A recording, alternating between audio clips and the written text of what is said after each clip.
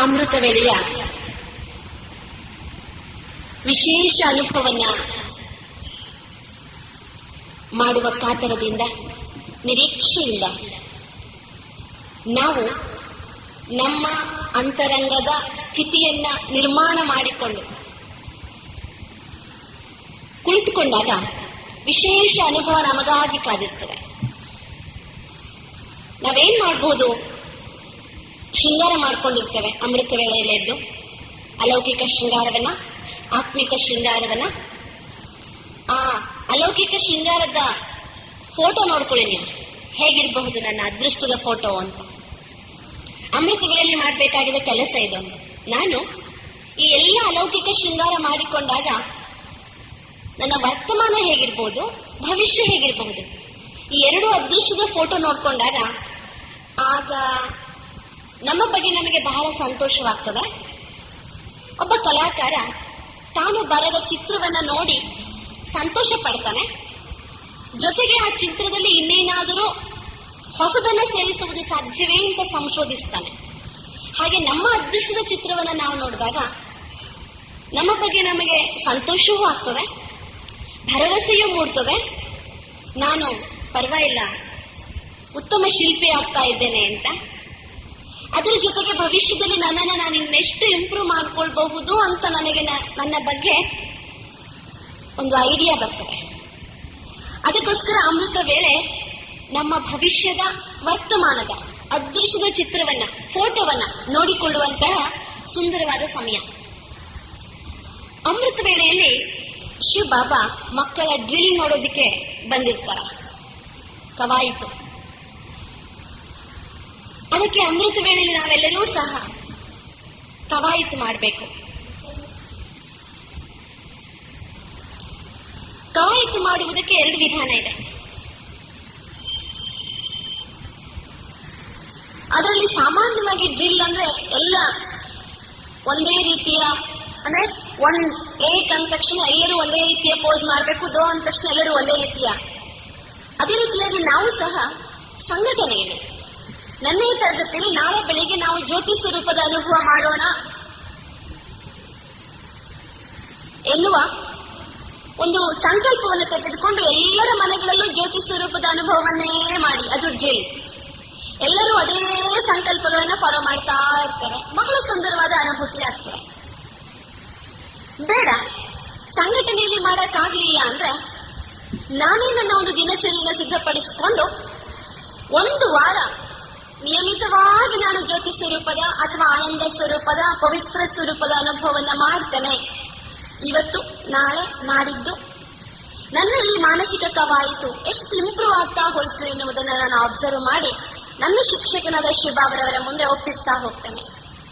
ಆಗ ಪ್ರತಿದಿನ ನಾನು ಮಾಡುವ ಪುರುಷಾರ್ಥ ಅಮೃತ ವೇಳೆಯಲ್ಲಿ, ಎಸ್ಪೆಷಲಿ ನಾನೇನು ಯೋಗಾಭ್ಯಾಸ ಮಾಡುವಾಗ ನಾನೊಂದು ಆತ್ಮ ಶಾಂತ ಸ್ವರೂಪಿಯಾಗಿದ್ದೇನೆ. ಶಾಂತ ಸ್ವರೂಪಿಯಾದ ಆತ್ಮ, ನಾನು ಶಾಂತಿಯ ವೈಬ್ರೇಷನ್ ಅನ್ನು ಎಲ್ಲ ಕಡೆ ಹರಡಿಸ್ತಾ ಇದ್ದೇನೆ. ಶಾಂತಿ ಸಾಗರ ಶಿವಬಾಬರವರಿಂದ ಶಾಂತಿಯ ಕಿರಣಗಳನ್ನ ಪಡಿತಾ ಇದ್ದೇನೆ, ಎಲ್ಲರಿಗೂ ಶಾಂತಿಯ ಕಿರಣಗಳನ್ನ ಹರಡಿಸ್ತೇನೆ. ಇದೇ ಅನುಭವವನ್ನ ವಾರಗಟ್ಟಲೆ ಮಾಡಿದಾಗ ಆಟೋಮ್ಯಾಟಿಕಲಿ ನಾನು ಶಾಂತಿ ದೇವತೆ ಅಂತ ನನಗೆ ಅನುಭವ ಆಗ್ತದೆ.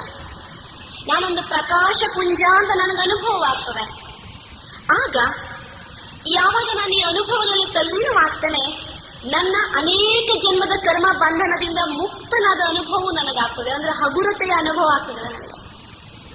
ಅದಕ್ಕೋಸ್ಕರ ಈ ಒಂದು ಮಾನಸಿಕ ಕವಾಯಿತು ಅಮೃತ ವೇಳೆಗೆ ಬಹಳ ಉಪಯುಕ್ತವಾದಂತಹ ಯೋಗ ವಿಧಾನ. ಇನ್ನು ಅಮೃತ ವೇಳೆಯಲ್ಲಿ ವಿಶೇಷವಾಗಿ ಬಾಬರವರ ಜೊತೆಗೆ ಆತ್ಮಿಕ ವಾರ್ತಾಲಾಪ ಮಾಡುವಾಗ ಈಗಾಗಲೇ ನಾವು ತಿಳಿದುಕೊಂಡಂತೆ ಯಾರ ದೂಷಣೆಯನ್ನಾಗಲಿ, ಯಾರ ಮೇಲೆ ಯಾವುದೇ ರೀತಿಯ ಆರೋಪಗಳನ್ನಾಗಿ ಹೊರಿಸಿ ಬಿಟ್ಬಿಡ್ಬೇಕು, ಅದನ್ನ ಮಾಡ್ಕೂಡ್ದು, ಅದು ನಮ್ಗೆಲ್ಲ ಗೊತ್ತಿರೋ ವಿಷಯ. ಕೆಲವೊಮ್ಮೆ ನಾವೇನ್ ಮಾಡ್ಬಿಡ್ತೇವೆ ಅಂದ್ರೆ ಅಂಥದ್ನೇನು ಮಾಡೋದಿಲ್ಲ, ಆದ್ರೆ ಬಾಬನ ಎದುರಿಗೆ ವಕೀಲರಾಗಿ ವಾದ ಮಾಡೋದಕ್ಕೆ ನಿಂತ್ಕೊಳ್ತೇವೆ. ಬಾಬಾ ನೆನ್ನೇನೋ ಹೇಳಿರ್ತಾರೆ, ಅದಕ್ಕೇನೋ ವಿರುದ್ಧವಾಗಿ ನಡೆದಿದೆ, ಬಾಬಾ ನೀವು ಹೀಗೆ ಹೇಳಿದ್ರಿ ಅದಕ್ಕೆ ಹೀಗಾಯ್ತು ಅಂತ ಬಾಬನ ಹತ್ರ ಏನ್ ಮಾಡ್ತೇವೆ, ತರ್ಕ ಮಾಡ್ತೇವೆ. ಆದ್ರೆ ಜೀವನದಲ್ಲಿ ಎಲ್ಲವನ್ನೂ ತರ್ಕದಿಂದ ಸಮರ್ಥಿಸಿಕೊಳ್ಳೋದಿಕ್ಕೆ ಸಾಧ್ಯವಿಲ್ಲ. ಮತ್ತೆ ನೆನ್ಪಿಟ್ಕೊಳ್ಳಿ, ಸತ್ಯುಗದಲ್ಲಿ ವಕಾಲತ್ತಿರೋದಿಲ್ಲ. ಸತ್ಯುಗದಲ್ಲಿ ವಕಾಲತ್ತಿರೋದಿಲ್ಲ ಅಂದ್ಮೇಲೆ ನಾವಿಲ್ಲಿ ವಕೀಲಿಕೆ ಮಾಡುವ ಅಗತ್ಯ ಇಲ್ಲ. ಶಿವಬಾಬಾ ಏನ್ ಹೇಳ್ತಾರೆ ಅದನ್ನ ಅರ್ಥಪೂರ್ಣವಾಗಿ ಅನುಸರಿಸುವುದು ಸಂಗಮಯುಗದ ಜೀವನದ ಮಹತ್ವ.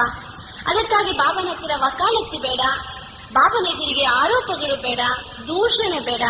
ಪ್ರೀತಿಯ ವಾರ್ತಾಲಾಪವನ್ನ ಮಾಡಿ, ಅಧಿಕಾರದಿಂದ ಮಾತನಾಡಿ, ಸ್ನೇಹದಿಂದ ಮಾತನಾಡಿ ಬಾಬನ ಹತ್ತಿರ. ಇನ್ನು ನಾವು ವಿಶೇಷವಾಗಿ ಗಮನಿಸಬೇಕಾದ ಇನ್ನೊಂದು ಅಂಶ, ಬಾಬನ ಜೊತೆಗೆ ವಾರ್ತಾಲಾಪ ಮಾಡುವಾಗ ಸಾಮಾನ್ಯವಾಗಿ ಅಮೃತ ವೇಳೆಯಲ್ಲಿ ಯೋಗ ಮಾಡುವವರಲ್ಲಿ 3 ವಿಧದವರನ್ನ ನೋಡ್ತೇವೆ. ಕೆಲವರು ನೇಮಿನಾಥ್, ಅವ್ರಿಗೆ ಟೈಮ್ ಮುಗಿದ್ರೆ ಸಾಕಾಗಿರ್ತದೆ. 5 ಗಂಟೆ ಯಾವಾಗ ಆಗ್ತದೆ ಅಂತ, 5 ನಿಮಿಷ ಇದೆ, 3 ನಿಮಿಷ ಇದೆ, ಇನ್ನು 1 ನಿಮಿಷ ಇದೆ 5 ಗಂಟೆ ಆಗೋದಿಕ್ಕೆ ಅಂತ ಕಾಯ್ತಾ ಇರ್ತಾರೆ. ಮತ್ತೆ ಕೆಲವರು ಟೈಮ್ ಪಾಸ್ ಮಾಡ್ತಾರೆ. ಮತ್ತೆ ಕೆಲವರು ಬಾಬನ ಜೊತೆ ಪ್ರೀತಿ ಇದೆಯಲ್ಲ ಅದಕ್ಕೋಸ್ಕರ ಎದ್ದು ಕೂತಿರ್ತಾರೆ. ಟೋಟಲಿ ಇವರು 3 ಏನ್ ಮಾಡೋದಿಲ್ಲ ಅಂದ್ರೆ ಪ್ರಾಪ್ತಿಯ ಅನುಭವವನ್ನ ಮಾಡೋದಿಲ್ಲ.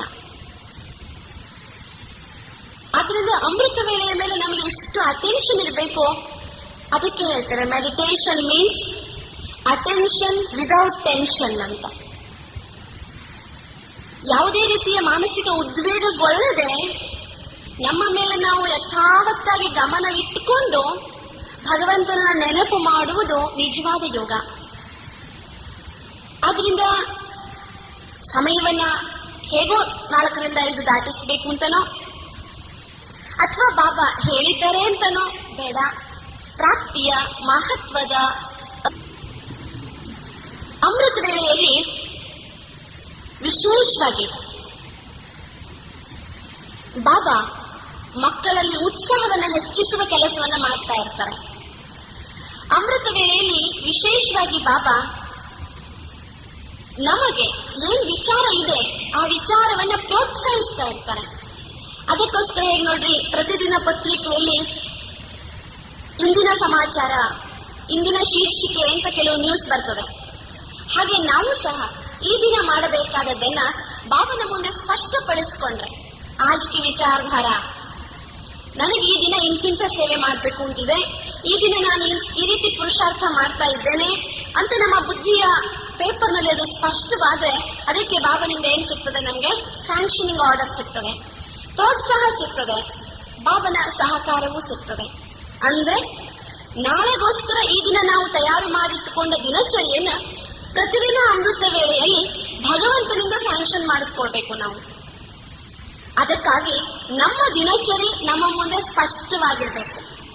ಸರಿಯಾಗಿ ದಿನಚರಿಯನ್ನು ನಾವು ಮೇಂಟೈನ್ ಮಾಡಬೇಕು. ಆಗ ನಾವು ಪ್ರತಿಯೊಂದು ಕಾರ್ಯ ಈಶ್ವರನ ಸಹಯೋಗದಿಂದ ಸಫಲವಾಗಿ ಮಾಡೋದಕ್ಕೆ ಸಾಧ್ಯವಾಗ್ತದೆ.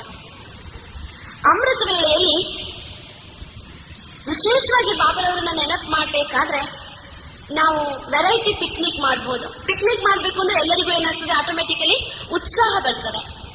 ಎಂತ ಸುಸ್ತಾಗಿರುವವರಿಗೂ ಉತ್ಸಾಹ ಆಟೋಮೆಟಿಕಲಿ ಬರ್ತದೆ. ಅದನ್ನ ನಾವು ನಿನ್ನೆ ಯಾವ ರೀತಿ ಎಲ್ಲೆಲ್ಲಿ ಪಿಕ್ನಿಕ್ ಹೋಗ್ಬೇಕು ಅನ್ನೋದನ್ನ ಸ್ಪಷ್ಟಪಡಿಸ್ಕೊಂಡಿದ್ದೇವೆ. ಅಮೃತ ವೇಳೆಯಲ್ಲಿ ಜಾಗೃತ ಜ್ಯೋತಿಯಾಗಿರ್ಬೇಕು ನಾವು. ಅಂದ್ರೆ ಜಾಗೃತ ಜ್ಯೋತಿ ಅಂದ್ರೆ 2 ಅರ್ಥದಲ್ಲಿ, ನಿದ್ದೆ ಮಾಡೋರಾಗಿರ್ಬಾರ್ದು ಅಂತ ಒಂದು, ಇನ್ನೊಂದು ಆತ್ಮ ಜ್ಯೋತಿಯನ್ನ ಪ್ರಜ್ವಲಿಸಿ ಉರಿಯುವಂತೆ ಜ್ಞಾನದ ತೈಲವನ್ನ ಸುರಿದು ಆತ್ಮ ಜ್ಯೋತಿ ಜಾಜ್ವಲ್ಯಮಾನವಾಗಿ ಉರಿಯುವಂತೆ ನಾವು ಪ್ರಯತ್ನಿಸಬೇಕು. ಅಂದ್ರೆ ನಾವು ಕೇವಲ ಭಾವನಾಪೂರ್ಣರಾಗಿಯೋ ಭಕ್ತಿಪೂರ್ಣರಾಗಿಯೋ ಯೋಗ ಮಾಡದೆ ಅರ್ಥಪೂರ್ಣವಾಗಿ ಯೋಗ ಮಾಡಬೇಕು. ಅರ್ಥಪೂರ್ಣವಾಗಿ ಯೋಗ ಮಾಡುವುದು ಅಂದ್ರೆ ನಾನು ಏನ್ ಯೋಗ ಮಾಡ್ತಿದ್ದೇನೆ ಅಂತ ನನಗೆ ಸರಿ ಅರ್ಥವಾಗಿರ್ಬೇಕು. ಬಹುಜನ್ಮಗಳ ಭಕ್ತಿಯ ಸಂಸ್ಕಾರ, ಕೆಲವೊಮ್ಮೆ ನಮ್ಗೆ ಯೋಗವೂ ಏನಾಗ್ಬಿಡ್ತದೆ, ಭಜನೆಯಾಗಿಯೋ ಜಪವಾಗಿಯೋ ಮಾರ್ಪಾಡಾಗ್ಬಿಡ್ತದೆ. ಶಿವಬಾಬಾ ಶಿವಬಾಬಾ ಶಿವಬಾಬಾ ಅಂತ. ಆ ರೀತಿ ಆಗದೆ ಪ್ರತಿ ಸಲ ಶಿವಬಾಬರವರನ್ನ ನೆನಪು ಮಾಡುವಾಗ ನಮಗೆ ಶಿವಬಾಬರವರ ಪ್ರತಿಯೊಂದು ಕರ್ತವ್ಯದ, ಪ್ರತಿಯೊಂದು ಗುಣದ, ಮಹಿಮೆಯ ನೆನಪು ಯಥಾವತ್ತಾಗಿ ಅನುಭವದಲ್ಲಿ ಇರಬೇಕು.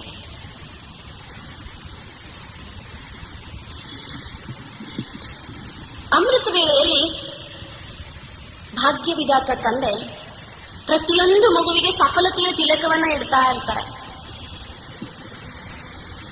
ಸಮಯದಲ್ಲಿ ಅದಕ್ಕೋಸ್ಕರ ಬಾಬಾ ಏನು ಹೇಳ್ತಾರೆ ಅದನ್ನ ಜಿ ಹಾ ಅಂತ ಕೇಳುವ ಆಜ್ಞಾಧಾರಕ ಮಕ್ಕಳಾಗಿರ್ಬೇಕು.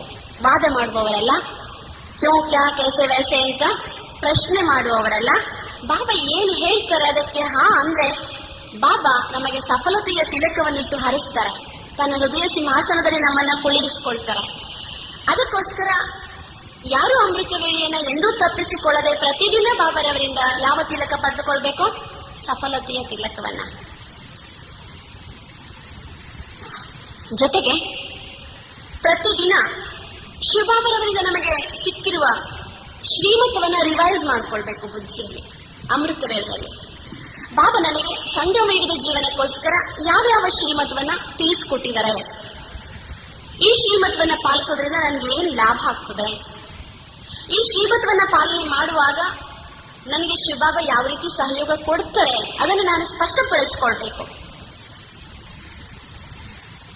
ಬಹಳ ಮುಖ್ಯವಾಗಿ ಮತ್ತೊಮ್ಮೆ ನಾವು ನೆನಪು ಮಾಡ್ಕೊಳ್ಬೇಕಾಗಿರೋದೇನು ಅಂದ್ರೆ, ನಮ್ಮ ಅಮೃತ ವೇಳೆ ಸಫಲವಾಗಬೇಕಾದ್ರೆ ಅಮೃತ ವೇಳೆಯ ಮೌಲ್ಯದ ಅರಿವು ನಮಗೆ ಸರಿಯಾಗಿರ್ಬೇಕು. ಇಡೀ ದಿನದ 24 ತಾಸಿನಂತೆ ಅಮೃತ ವೇಳೆಯೂ ಅಲ್ಲ, ಆ ವೇಳೆಗೆ ತನ್ನದೇ ಆದಂತಹ ಮಹತ್ವ ಇದೆ. ಸ್ವಯಂ ಈಶ್ವರ ಮಕ್ಕಳನ್ನು ಹರಸುವುದಕ್ಕೋಸ್ಕರ ಎಲ್ಲ ಕೆಲಸ ಬಿಟ್ಟು ಕೂತಿರ್ತಾನೆ. ಈಶ್ವರನ ಜೊತೆಗೆ ಭಾಗೀರಥನಾದ ಭಾಗ್ಯಶಾಲಿ ಬ್ರಹ್ಮ ಬಾಬಾ ಇದ್ದಾರೆ. ಪರಿಪೂರ್ಣ ಸ್ಥಿತಿಯಲ್ಲಿ ನಮ್ಮನ್ನು ಪರಿಪೂರ್ಣರನ್ನಾಗಿ ನೋಡುವ ಸಲುವಾಗಿ ಇಬ್ಬರೂ ನಮ್ಮನ್ನ ಆಜಾವೋ ಮೇರೆ ಲಾಡಲೆ ಅಂತ ಕರೀತಾ ಇದ್ದಾರೆ. ಆ ಸ್ಥಿತಿಯ ಅನುಭವ ಮಾಡಿ ಬಾಬಾ ಮೇಲೆ ವತನದಲ್ಲಿ ಕೂತ್ಕೊಂಡು ಮೇರೆ ಲಾಡಲೆ ಆವೋ ಅಂತ ನನ್ನನ್ನ ಕರೀತಾ ಇದ್ದಾರೆ. ಬಾಬಾ ನಾನು ಬಹಳ ಬೇಗ ಸಂಪೂರ್ಣನಾಗಿ ಅಲ್ಲಿ ಹೋಗ್ಬೇಕು. ಈ ಸ್ಮೃತಿಯನ್ನು ತಂದುಕೊಂಡಾಗ ನಾವು ಅಂತಹ ಸ್ಥಿತಿಯ ಅನುಭವವನ್ನು ಮಾಡೋದಕ್ಕೆ ಸಾಧ್ಯವಾಗ್ತದೆ.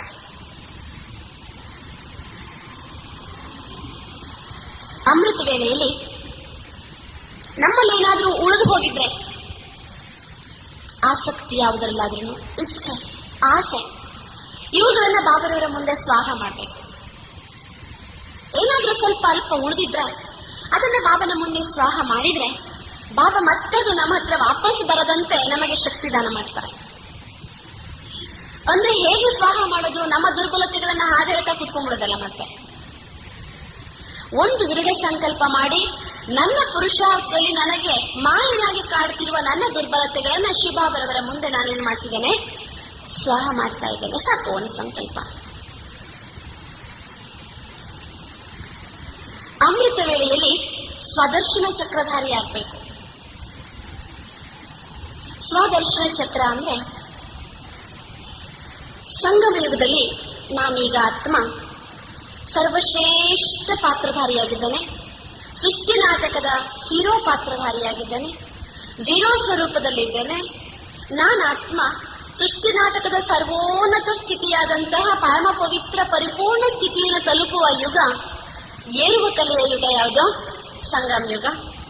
ಭಾಗ್ಯವಿದಾತ ನನ್ನನ್ನು ಕೈ ಹಿಡಿದು ನಡೆಸಿ ಅಭ್ಯುದಯತ್ತ ಕರೆದುಕೊಂಡು ಹೋಗ್ತಾ ಇದ್ದಾರೆ. ನಾನೀಗ ಭಗವಂತನ ಜೊತೆಗೆ ಶ್ರೇಷ್ಠನಾಗಿ ಪರಮಧಾಮಕ್ಕೆ ಹೋಗ್ತೇನೆ. ಅಲ್ಲಿಂದ ನಾನು ಈ ಸೃಷ್ಟಿಯಲ್ಲಿ ಸತ್ಯಯುಗದಲ್ಲಿ ಪಾತ್ರ ಮಾಡೋದಿಕ್ಕೆ ಬಂದೆ. ಬಹಳ ಶ್ರೇಷ್ಠವಾಗಿದೆ. ತ್ರೇತಾಯುಗದಲ್ಲೂ ನಾನು ಆತ್ಮ ಪೂಜಾರನೇ ಆಗಿದ್ದೆ. ದ್ವಾಪರ ಯುಗದಲ್ಲಿ ನಾನು ಅನೇಕರಿಂದ ಪೂಜೆ ಮಾಡಿಸಿಕೊಳ್ಳುವ ದೇವತೆ ಅಂತ ಅನ್ನಿಸ್ಕೊಂಡೆ.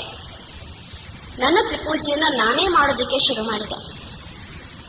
ಕಲಿಯುಗ ಬಂದಾಗ ನನ್ನ ಪೂಜ್ಯತೆಯನ್ನು ನೆನಪು ಮಾಡಿಕೊಂಡು ಪ್ರಲಾಪಿಸ್ತಿದ್ದೆ.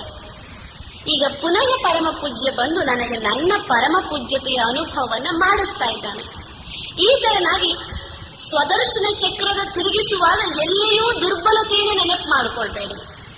ಎಲ್ಲಿಯೂ ನಾನು ಸತ್ವ ಇದ್ದವನು ತಮೋ ಆದೆ ಅಂತ ನೆನಪು ಮಾಡ್ಕೊಳ್ಳೋದಲ್ಲ. ಪ್ರತಿ ಹಂತದಲ್ಲೂ ನನ್ನ ಪೂಜ್ಯತೆಯ ಗೌರವ ನಡೀತಾನೇ ಬಂತು. ನಾನೇ ನನ್ನ ಪೂಜ್ಯತೆಯನ್ನು ಗೌರವಿಸ್ತಾ ಬಂದೆ.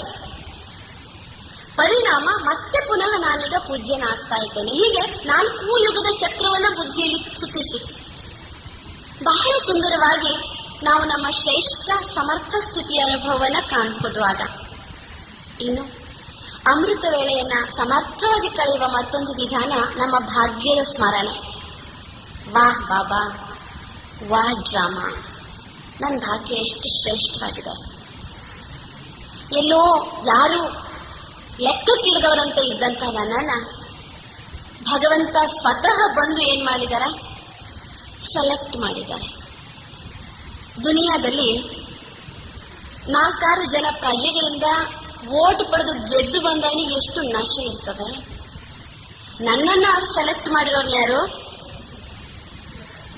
ಸ್ವಯಂ ವಿಶ್ವಪಿತನಾದ, ವಿಶ್ವದ ರಚಯಿತನಾದ ಭಗವಂತ. ನಾನು ಗಾಡ್ಲಿ ಸೆಲೆಕ್ಷನ್. ಎಲ್ಲೋ ಮುಳ್ಳಾಗಿ ವಿಕಾರಗಳಿಂದ ತುಂಬಿ, ದುರ್ಗುಣಗಳಿಂದನೇ ತುಂಬಿ, ದುಃಖವನ್ನೇ ಅನುಭವಿಸ್ತಾ ದುಃಖವನ್ನೇ ಕೊಡ್ತಾ ಇದ್ದ ನನ್ನನ್ನ ಶಿವಬಾಬಾ ಕೈ ಹಿಡಿದು ಮೇಲೆತ್ತಿ ನೀನು ಸುಖ ಸ್ವರೂಪಿ ಆತ್ಮ ಅಂತ ಹೇಳಿ ಅಪ್ಪಿಕೊಂಡು ಮುದ್ದಾಡಿ ತನ್ನ ಕಿರೀಟದ ಮಣಿ ನೀನು ಅಂತ ನನ್ನನ್ನು ಅಲಂಕರಿಸಿಕೊಂಡಿದ್ದಾರೆ. ನಾನು ಎಂಥ ಭಾಗ್ಯಶಾಲಿಯಾಗಿದ್ದೇನೆ. ನೆನಪು ಮಾಡ್ಕೊಳ್ಳಿ ಬಾಬರವರ ಗೀತೆಯನ್ನ. ಚುನಿ ಚುನುಕೆ ಜಗಕ್ಕೆ ಕಾಂಟೆ ಫೂಲೋಂಕಿ ಮಾಲಾ ಬನಾಯಿ. ಜಗತ್ತಿನ ಮುಳ್ಳೆಲ್ಲ ಆರಿಸಿ ಹೂವಿನ ಮಾಲೆ ಮಾಡ್ತಾ ಇದ್ದಾರೆ ನಮ್ಮಪ್ಪ. ನನ್ನ ಭಾಗ್ಯ ಎಷ್ಟು ಶ್ರೇಷ್ಠವಾದದ್ದು ಅಂತ ಭಾಗ್ಯದ ಸ್ಮರಣೆ ಮಾಡಿಕೊಂಡ್ರೆ ಆಟೋಮ್ಯಾಟಿಕಲಿ ಸ್ವಮಾನದಲ್ಲಿ ಸ್ಥಿತರಾಗ್ತವೆ. ಆಗ ಅಭಿಮಾನವೂ ಬರುವುದಿಲ್ಲ, ಆಮೇಲೆ ಕೀಳರಿಮೆಯೂ ಬರುವುದಿಲ್ಲ ನಮ್ಗೆ. ಅದರಿಂದ ಅಮೃತ ವೇಳೆಯಲ್ಲಿ ವಿಶೇಷವಾಗಿ ನಾವು ನಮ್ಮ ಭಾಗ್ಯದ ನೆನಪನ್ನ ಮಾಡ್ಕೊಳ್ತೀವಿ. ಜೊತೆಗೆ ನಾಳಿನ ಅಮೃತ ವೇಳೆ ಸಮರ್ಥವಾಗಬೇಕಾದ್ರೆ ಯಾವುದೋ ಒಂದು ವಿಶೇಷ ಸ್ಥಿತಿಯ ಅನುಭವವನ್ನು ಅಮೃತ ವೇಳೆಯಲ್ಲಿ ಮಾಡುವಾಗ ಹಿಂದಿನ ದಿನಕ್ಕೆ ನಾವು ಸ್ವಲ್ಪ ಗಮನ ಕೊಡ್ಬೇಕು. ಉದಾಹರಣೆಗೆ, ಸಂಪೂರ್ಣ ಅವ್ಯಕ್ತ ಸ್ಥಿತಿಯ ಅನುಭವ ನಾನು ಮಾಡಬೇಕಾಗಿದೆ ನಾಳಿನ ಅಮೃತ ವೇಳೆಯಲ್ಲಿ ಅಂದ್ರೆ, ಈ ದಿನ ಸಾಧ್ಯವಾದಷ್ಟು 99% ಮೌನ ಮಾಡಬೇಕು. ಶಬ್ದಗಳಿಂದ, ಮನಸ್ಸಿನ ಸಂಕಲ್ಪಗಳಿಂದ ಮೌನ ಮಾಡಿ, ಯಾರ ಜೊತೆಗೂ ಹೆಚ್ಚು ಘರ್ಷಣೆಯಲ್ಲಿ ಬರದೆ, ಮಾನಸಿಕ ಅಪ್ಸೆಟ್ ಮಾಡಿಕೊಳ್ಳದೆ, ಶ್ರೀಮತದ ಚಾಚೂತಪ್ಪದ ಪರಿಪಾಲನೆ ಮಾಡಿ, ಆಗ ನೋಡಿ ಮಾರನೇ ದಿನದ ಅಮೃತ ವೇಳೆ ಆಟೋಮ್ಯಾಟಿಕಲಿ ನಾವು ಯಾವ ಅವ್ಯಕ್ತ ಸ್ಥಿತಿ ಅನುಭವ ಮಾಡಬೇಕು ಅಂತಿದ್ದೇವೆ ಅದನ್ನೇ ನಮಗೆ ಮಾಡಿಸ್ಕೊಡ್ತದೆ. ಅದಕ್ಕೆ ಪೂರ್ವ ತಯಾರಿ ಬಹಳ ಸಮರ್ಥವಾಗಿ ಮಾಡಿಕೊಂಡಾಗ ಸಂಪೂರ್ಣ ಯಶಸ್ಸು ಸಿಗ್ತದೆ. ಅಮೃತ ವೇಳೆಯಲ್ಲಿ ಭಾಗ್ಯಶಾಲಿಗಳಾದ ಮಕ್ಕಳನ್ನ ಸ್ವಯಂ ಭಾಗ್ಯ ವಿಧಾತನೇ ಎಬ್ಬಿಸ್ತಾರೆ. ಎಷ್ಟೋ ಜನ ಬಾಬನ ಮಕ್ಕಳಿಗೆ ಇದು ಅನುಭವ ಇದೆ. ಕುಂಭಕರ್ಣರ ಸಂತಾನರಾಗಿದ್ವಿ ನಾವೆಲ್ಲ. ಶಿವಬಾಬಾ ನಮ್ಮ ಮನೆಗೆ ಏನ್ ಮಾಡ್ತಿದ್ದಾರೆ, 3 ಗಂಟೆಗೆ 4 ಗಂಟೆಗೆ ಮತ್ತೆ ಕಣ್ಣು ರೆಪ್ಪೆ ಕೂಡೋದಿಕ್ ಬಿಡೋದಿಲ್ಲ, ಅಷ್ಟು ಜಾಗೃತರಾಗಿ ನಮ್ಮನ್ನ ಎಬ್ಬಿಸ್ತಾರೆ. ನಮಗೆ ಎಷ್ಟೋ ಜನರಿಗೆ ಇದು ಅನುಭವ ಇದೆ. ಕಿವಿಯಲ್ಲಿ ಬಾಬಾ ನಮ್ಮ ಹೆಸರು ಹೇಳಿ ಎಬ್ಬಿಸ್ತಾರೆ, ಉಠೋ ಉಠೋ. ಆದ್ರಿಂದ ನಮಗೆ ನೆನಪಾಗ್ಬೇಕು, ಕೌನ್ ಉಠಾತೆ ಮುಜೆ, ಯಾರು ಎಬ್ಬಿಸ್ತಾರೆ? ಭಾಗ್ಯ ವಿಧಾತನೇ ಬಂದು ನನ್ನನ್ನು ಕೈ ಹಿಡಿದು ಎಬ್ಬಿಸ್ತಾನೆ. ನಾವು ಭಕ್ತಿ ಮಾರ್ಗದಲ್ಲಿ ಗಂಟೆ ಬಾರಿಸಿ ಬಾರಿಸಿ ಕರೀತಿದ್ವಿ ಯಾರನ್ನೇ. ಆದ್ರೆ ಈಗ ಯಾರು ಕರೀತಾರೆ ಅಮೃತ ವೇಳೆ ಮಾಡೋದಿಕ್ಕೆ? ಸ್ವತಃ ಭಗವಂತ. ಅಂದ್ಮೇಲೆ ವಾಹ್ ಮೇರಾ ಭಾಗ್ಯ, ನನ್ನ ಭಾಗ್ಯ ಎಷ್ಟು ಶ್ರೇಷ್ಠವಾಗಿದೆ. ಅಮೃತ ವೇಳೆಯ ಇನ್ನೊಂದು ವಿಶೇಷತೆ ಏನು ಅಂದ್ರೆ, ಆ ಸಮಯದಲ್ಲಿ ನಾವು ತಂದೆಯ ಸಮಾನ ಸ್ಥಿತಿಯ ಅನುಭವನ ಮಾಡ್ಬೋದು. ಮಾಸ್ಟರ್ ಭಗವಾನ್ ಆಗ್ಬೋದು. ಕೇವಲ ಸಂಗಮದಲ್ಲಿ ಮಾತ್ರ ಸಿಗುವ ಅಪರೂಪದ ಭಾಗ್ಯ ಇದು. ನಾವು ಮಾಸ್ಟರ್ ಭಗವಾನ್ ಸ್ಥಿತಿಯ ಅನುಭವನ ಮಾಡ್ಬೋದು. ಶ್ರಮ ಪಡೋ ಅಗತ್ಯ ಇಲ್ಲ. ಅಮೃತ ವೇಳೆಯಲ್ಲಿ ಬಾಪ್ ದಾದಾ ಎಲ್ಲ ಬ್ರಾಹ್ಮಣರನ್ನು ಹೆಸರಿನ ಸಹಿತ ನೆನಪು ಮಾಡ್ತಾರೆ. ಯಾರು ನೆನಪು ಮಾಡ್ತಾರೆ? ಸ್ವಯಂ ಬಾಪ್ ದಾದಾ ಪ್ರತಿಯೊಂದು ಮಗುವನ್ನು ನೆನಪು ಮಾಡ್ತಾರೆ. ಇತ್ತೀಚಿನ ಬಾಬರವರ ಮಹಾವಾಕ್ಯ ಕೇಳಬೇಕು, ಪ್ರತಿಯೊಬ್ಬರ ಮನೆಗೂ ಬರ್ತೇನೆ ನಾನು ಅಂತ ಹೇಳಿದ್ದಾರೆ. ನೀವ್ ಹೆಂಗ್ ಹೇಳ್ತೀರಿ, ಹೆಂಗ್ ಯೋಗ ಮಾಡ್ತೀರಿ, ನಾನು ನೋಡೋದಕ್ಕೆ ಬರ್ತೇನೆ. ಪ್ರತಿದಿನ ಫ್ಲೈಯಿಂಗ್ ವಿಸಿಟ್ ಯಾರ್ದು? ಬಾಬರವರು. ವಿಶ್ವಾಧ್ಯಕ್ಷನಾದ ತಂದೆ ನನ್ನ ಮನೆಗೆ ಏನ್ ಬರ್ತಾರೆ? ವಿಸಿಟ್ ಮಾಡೋದಕ್ಕೆ ಬರ್ತಾರೆ, ನನ್ನ ಮಾತಾಡ್ಸೋದಕ್ಕೆ ಬರ್ತಾರೆ. ಎಷ್ಟು ಖುಷಿ ಆಗ್ಬೇಕು. ಒಪ್ಪಿ ತಪ್ಪಿ ನಮ್ಮ ಮನೆ ಬಾಗಿಲಲ್ಲಿ ಯಾವ್ದಾದ್ರು ಸಿನಿಮಾ ಆಕ್ಟರ್ ಕಾರ್ ಹೋದ್ರೆ ನಮ್ಗೆ ಎಷ್ಟು ಖುಷಿ ಆಗ್ತದೆ. ಈ ಜಗತ್ತಿನ ಎಲ್ಲ ಆಕ್ಟರ್ಗಳಿಗೆ ಡೈರೆಕ್ಟರ್, ಎಲ್ಲ ಆಕ್ಟರ್ಗಳ ಕ್ರಿಯೇಟರ್, ಸೃಷ್ಟಿ ನಾಟಕದ ಸಮಸ್ತ ಜೀವರಾಶಿಗಳ ರಚಯಿತನಾಗಿರುವಂತಹ ಭಗವಂತ ಪ್ರತಿ ದಿನ ಅಮೃತ ವೇಳೆಯಲ್ಲಿ ನನ್ನ ಮನೆಗೆ ನನ್ನ ಸಂದರ್ಶಿಸೋದಕ್ಕೋಸ್ಕರ ಬರ್ತಾರೆ. ವಾಹ್, ನಾನೆಷ್ಟು ಶ್ರೇಷ್ಠ ಆತ್ಮ ಆಗಿದ್ದೇನೆ ನೆನಪು ಮಾಡ್ಕೊಂಡ್ರೆ ಅದಕ್ಕೆ ಪ್ರತಿದಿನ ಅಮೃತ ವೇಳೆಯಲ್ಲಿ ಅಷ್ಟು ಸ್ವಚ್ಛವಾಗಿ ಜಾಗೃತವಾಗಿ ಕೂತ್ಕೊಳ್ಳಿ. ಶಿವಬಾಬಾ ಬರ್ತಾರೆ, ನಿಮ್ಮನ್ನ ಏನ್ ಮಾಡ್ತಾರೆ? ಮಾತಾಡಿಸ್ಕೊಂಡು ಹೋಗ್ತಾರೆ. ಶಿವಬಾಬಾ ಮಾತಾಡ್ಸೋದಕ್ಕೆ ಬಂದಾಗ ನಾವು ತೂಕಡಿಸ್ತಾ ಇದ್ರ ಏನನ್ನಿಸ್ಬೋದು ಶುಭಾವರವ್ರಿಗೆ? ಅಥವಾ ನಾವು ಹಾಸಿಗೆ ಮೇಲೆ ವಿಶ್ರಾಂತಿ ಸ್ಥಿತಿಯಲ್ಲಿದ್ರೆ ಅವನಿಗೇನನ್ನಿಸ್ಬೋದು? ಜನ್ಮ ಜನ್ಮಾಂತರದಿಂದ ಕರೆದಿದ್ದಾರೆ, ಬಾರಪ್ಪ ಭಗವಂತ ಬಾರಪ್ಪ, ನೀನು ಬಂದ್ರೆ ಸಾಕು ಎಲ್ಲ ನಿನಗೆ ಅರ್ಪಣೆ ಮಾಡ್ಬಿಡ್ತೇವೆ ಅಂತ. ಈಗ ಅವನು ಬಂದಿದ್ದಾನೆ, ಎಲ್ಲ ಬಿಟ್ಟು ಬಂದು ಈಚೆ ಅಂತ ಹೇಳೋದಿಲ್ಲ. ಆದ್ರೆ ಅವನೊಂದೇ ಕಂಡೀಷನ್, बच्चे माँ में कम याद करो, मुझे तुम्हारा पूरा दिल दो, आधा दिल नहीं चाहिए मुझे. ನಿಮ್ದು ಪೂರ್ತಿ ಮನಸ್ಸು ನನಗೆ ಕೊಡಿ, ಅರ್ಧಂಬರ್ಧ ಬೇಡ. ಅದಕ್ಕೋಸ್ಕರ ಅವನಿಗೆ ಬೇಕಾಗಿರೋದು ಸಂಪೂರ್ಣ ಶರಣಾಗತಿ. ಅಷ್ಟು ನಾವು ಭಗವಂತನಿಗಾಗಿ ಕಾತರದಿಂದ ಕಾದು ಜಾಗೃತರಾಗಿ, ಬಾಬಾ ನನ್ನ ಮನೆಗೆ ಬರ್ತಾರೆ, ನನ್ನ ಮನಸ್ಸಿನ ಪ್ರೀತಿಯನ್ನ ಮೆಚ್ಚಿ ಭಗವಂತ ನನ್ನ ಹತ್ತಿರ ಬರ್ತಾ ಇದ್ದಾನೆ ಎನ್ನುವ ಸಂತೋಷದ ಅನುಭವವನ್ನ ಮಾಡಿ ಅಮೃತ ವೇಳೆ ಏನಾಗ್ಬಿಡ್ತದೆ, ಯಶಸ್ವಿ ವೇಳೆ ಆಗ್ತದೆ. ಹೇಗೆ ಸತ್ಯಯುಗದ ಆದಿಕಾಲದಲ್ಲಿ ಪರಮಧಾಮದಿಂದ ಪವಿತ್ರ ಆತ್ಮಗಳು, ಸತೋಪ್ರಧಾನ ಆತ್ಮಗಳು ಈ ಧರೆಯಲ್ಲಿ ದೇವಾತ್ಮರಾಗಿ ಪಾತ್ರ ಮಾಡೋದಕ್ಕೆ ಬರ್ತಾರೆ. ನಾವು ಪ್ರತಿದಿನ ಅಮೃತ ವೇಳೆಯಲ್ಲಿ ಆತ್ಮ ತನ್ನ ಪವಿತ್ರ ಸ್ವರೂಪದಲ್ಲಿ ಸ್ಥಿತನಾಗಿ ಈ ಜಗತ್ತಿಗೆ ಪರಮಾತ್ಮನ ಸಂದೇಶ ಕೊಡುವುದಕ್ಕಾಗಿ ಅವತರಿಸಿರುವ ಆತ್ಮ ನಾನು ಅಂತ ಅನುಭವ ಮಾಡಬೇಕು. ಆಗ ಬಹಳ ಶ್ರೇಷ್ಠ ಸ್ಥಿತಿ ಇರ್ತದೆ. ನಾನು ನನ್ನ ಅನಾದಿ ಸ್ವರೂಪದಲ್ಲಿ ಪವಿತ್ರ ಆತ್ಮ, ಆ ಪವಿತ್ರ ಸ್ವರೂಪಿಯಾದ ಆತ್ಮ ನಾನು ಈ ಧರೆಯಲ್ಲಿ ಈ ದೇಹದಲ್ಲಿ ಭಗವಂತನ ಸಂದೇಶವನ್ನ ಜನಮನಕ್ಕೆ ನೀಡುವ ಸಲುವಾಗಿ ಅವತರಿಸಿದ್ದೇನೆ. ನಾನು ಬ್ರಾಹ್ಮಣ ಅವತರಿತ ಆತ್ಮನಾಗಿದ್ದೇನೆ. ಈ ಸಂಕಲ್ಪಗಳನ್ನ ಅಮೃತ ವೇಳೆಯಲ್ಲಿ ನಾವು ಮಾಡ್ತೇವೆ. ಅಮೃತ ವೇಳೆಯಲ್ಲಿ ಯೋಗ ಮಾಡಬೇಕಾದ್ರೆ ಈಶ್ವರಿಯ ಪ್ರಾಪ್ತಿಗೂ ಮಾಯೆಯ ಪ್ರಾಪ್ತಿಗೂ ಅಂತರ ಗೊತ್ತಿರಬೇಕು ನಮಗೆ. ಎಕ್ಸಾಂಪಲ್, ಈಶ್ವರಿಯ ಪ್ರಾಪ್ತಿಯಿಂದಲೂ ಶಾಂತಿ ಸಿಗ್ತದೆ, ಮಾಯೆಯ ಪ್ರಾಪ್ತಿಯಿಂದಲೂ ಶಾಂತಿ ಸಿಗ್ತದೆ. ಈಶ್ವರಿಯ ಪ್ರಾಪ್ತಿಯಿಂದ ಆತ್ಮಿಕ ಶಾಂತಿ ಸಿಕ್ಕಿದ್ರೆ ಮಾಯೆಯ ಪ್ರಾಪ್ತಿಯಿಂದ ದೇಹಕ್ಕೆ ಶಾಂತಿ ಸಿಗ್ತದೆ. ತೂಕಡಿಕೆ ಬಂದ್ರೆ, ನಿದ್ದೆ ಮಾಡಿದ್ರೆ, ಅದಕ್ಕೋಸ್ಕರ ಅದರ ಅಂತರ ಗೊತ್ತಾಗಬೇಕು. ನನಗೆ ಸಿಕ್ಕಿರೋ ಶಾಂತಿ ಇದು ಎಂತಹದು. ಅದರಿಂದ ಈಶ್ವರಿಯ ಪ್ರಾಪ್ತಿಗೂ ಮಾಯೆಯ ಪ್ರಾಪ್ತಿಗೂ ನಮ್ಗೇನಾಗಬೇಕು, ಅಂತರ ಸ್ಪಷ್ಟವಾಗಬೇಕು. ಅಮೃತ ವೇಳೆಯಲ್ಲಿ ಯೋಗ ಮಾಡುವ ಸಲುವಾಗಿ ಶಿವಬಾಬರವರ ಜೊತೆಗೆ ಮಿಲನ ಮಾಡಬೇಕಾದ್ರೆ ಖಂಡಿತವಾಗಿಯೂ ಯಾವ ದೇಹದಾದಿಗಳನ್ನು ನೆನಪು ಮಾಡಬೇಡಿ, ಯಾವುದೇ ದೇಹದ ವಸ್ತುಗಳನ್ನು ನೆನಪು ಮಾಡಬೇಡಿ. ಯಾಕೆಂದ್ರೆ ನಿರ್ವಿಕಾರಿ ಸ್ಥಿತಿ ಇಲ್ಲದೆ ಇದ್ರೆ ಪರಮಾತ್ಮನ ಜೊತೆಗೆ ಮಿಲನ ಮಾಡೋದಕ್ಕೆ ಸಾಧ್ಯವಿಲ್ಲ. ನಿರ್ವಿಕಾರಿ ಸ್ಥಿತಿಯನ್ನು ತಲುಪಬೇಕಾದ್ರೆ ಸಾಧ್ಯವಾದಷ್ಟು ಸಂಪೂರ್ಣರಾಗಿ ದೇಹದ ಬಂಧನಗಳಿಂದ ನಾವೇನಾಗಬೇಕು, ಮುಕ್ತರಾಗಬೇಕು. ಅಮೃತ ವೇಳೆಯ ಸಮಯ ವಿಶೇಷವಾಗಿ ವರದಾನಿ ಸ್ವರೂಪದ ಅನುಭವ ಮಾಡಿ. ದೇವತೆಗಳ ಕೈ ಯಾವಾಗಲೂ ಹೇಗಿರ್ಬೇಕು, ಅಭಯ ಹಸ್ತ, ಹೀಗಲ್ಲ. ಬೇಡುವ ಕೈಯಲ್ಲ, ಕೊಡುವ ಕೈಯಾಗಿರ್ಬೇಕು, ದಾತ ಆಗಿ. ಅದಕ್ಕೋಸ್ಕರ ನಾನು ವರದಾತನ ಮಗು, ವರದಾನಿ ಆತ್ಮ ಆಗಿದ್ದೇನೆ. ಅಮೃತ ವೇಳೆಯಲ್ಲಿ ಎಲ್ಲ ಕಡೆಯಿಂದ ಭಕ್ತರು ಕರೀತಾ ಇದ್ದಾರೆ. ನಾನು ಎಲ್ಲ ಭಕ್ತರಿಗೆ ಸಕಾಶ್ ಶಕ್ತಿಯನ್ನ ವರದಾನದ ರೂಪದಲ್ಲಿ ಕೊಡ್ತೇನೆ. ಈ ಅನುಭವ ಮಾಡುವುದಕ್ಕಾಗಿ ಮೊದಲು ನಾನು ಲೈಟ್ ಹೌಸ್ ಮೈಟ್ ಹೌಸ್ ಅಂತ ಅನುಭವ ಮಾಡಬೇಕು. ಅಂದ್ರೆ ಈಶ್ವರನಿಂದ ಎಲ್ಲ ಶಕ್ತಿಗಳ ಅನುಭವ ನನಗಾಗಿದ್ರೆ ಮಾತ್ರ ನಾನು ಬೇರೆಯವರಿಗೆ ಕೊಡಬಲ್ಲೆ. ಅದಕ್ಕಾಗಿ ಅಮೃತ ವೇಳೆಯಲ್ಲಿ ವಿಶೇಷವಾಗಿ ನಾವು ಸಂಬಂಧ ಯೋಗವನ್ನ ಮಾಡಬೇಕು. ಅಂದ್ರೆ ಬಾಬನಿಂದ ಒಂದೊಂದು ಸಂಬಂಧದಿಂದ ಒಂದೊಂದು ಪ್ರಾಪ್ತಿ ಆಗ್ತದೆ ನಮಗೆ. ಸರ್ವ ಸಂಬಂಧದಿಂದಲೂ ಈಶ್ವರನನ್ನು ನಾವು ಪ್ರೀತಿಸಿದಾಗ, ಈಶ್ವರನ ಜೊತೆಗೆ ಬುದ್ಧಿಯೋಗವನ್ನು ಬೆಳೆಸಿದಾಗ ಸರ್ವ ಪ್ರಾಪ್ತಿಗಳು ಸಿಗ್ತವೆ. ತಾಯಿಯಾಗಿ ಅಲೌಕಿಕ ಪಾಲನೆಯನ್ನ, ತಂದೆಯಾಗಿ ಜನ್ಮ ಜನ್ಮಾಂತರದ ಆಸ್ತಿಯನ್ನ, ಸಂಗಮ ಯುಗದಲ್ಲಿ ಸುಖ ಶಾಂತಿಯ ಪ್ರಾಪ್ತಿಯನ್ನ, ಶಿಕ್ಷಕನಾಗಿ ಆದಿ ಮಧ್ಯ ಅಂತ್ಯದ ತ್ರಿಕಾಲ ತ್ರಿಲೋಕದ ಶಿಕ್ಷಣವನ್ನ, ಸದ್ಗುರುವಾಗಿ ಮುಕ್ತಿ ಜೀವನ್ಮುಕ್ತಿಯ ಮಾರ್ಗದರ್ಶನವನ್ನ, ಸಾಜನ್ ಪ್ರಿಯತಮನಾಗಿ ನಿಸ್ವಾರ್ಥ ಪ್ರೇಮವನ್ನ, ಮಗುವಾಗಿ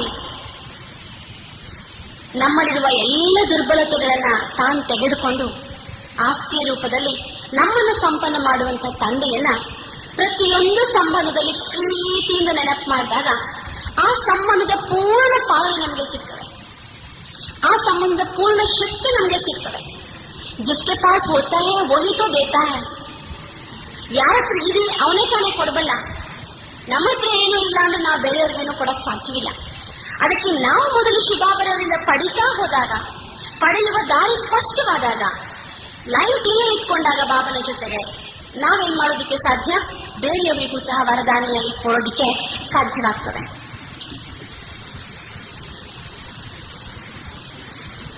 ಅಮೃತ ವೇಳೆಯಲ್ಲಿ ವಿಶೇಷವಾಗಿ ಯೋಗ ಮಾಡುವುದು ಅಂದ್ರೆ ಸಪ್ಪ ಮುಖ ಹಾಕೊಂಡು ಸಪ್ಪನ ಬೆಳಕಿಂದ ಕೂತ್ಕೊಳ್ಳೋದಲ್ಲ.